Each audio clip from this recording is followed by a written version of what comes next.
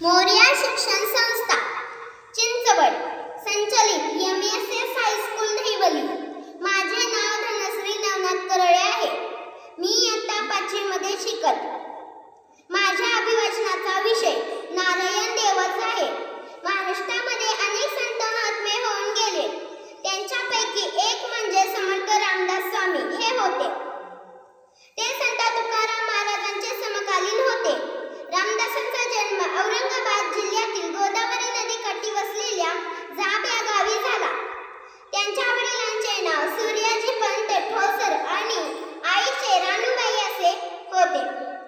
सूर्याजी पंत सूर्याची उपासना करीत सूर्याच्या कृपेने त्यांना 2 पुत्र झाले।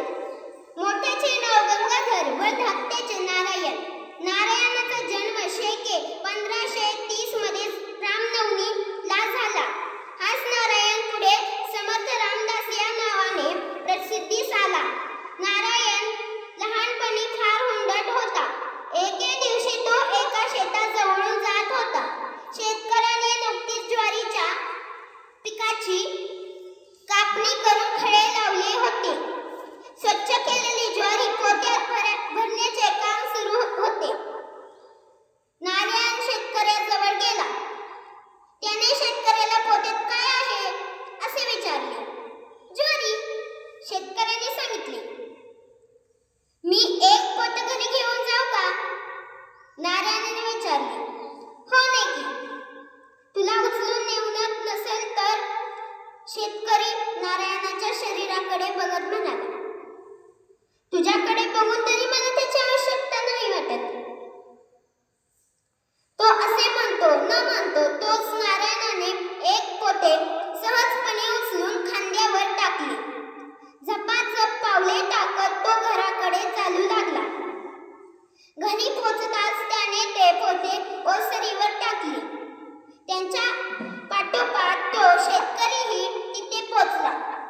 तो नारायणाच्या आईला म्हणाला, तुमच्या मुलाने ज्वारीचं पोतं चोरून आणलं आहे। त्यावर नारायण म्हणाला, तुम्हीच तर मला घेऊन जा असं म्हणालात होतात ना? तुम्हाला ते परत हवं असेल तर उचलून घेऊन जा।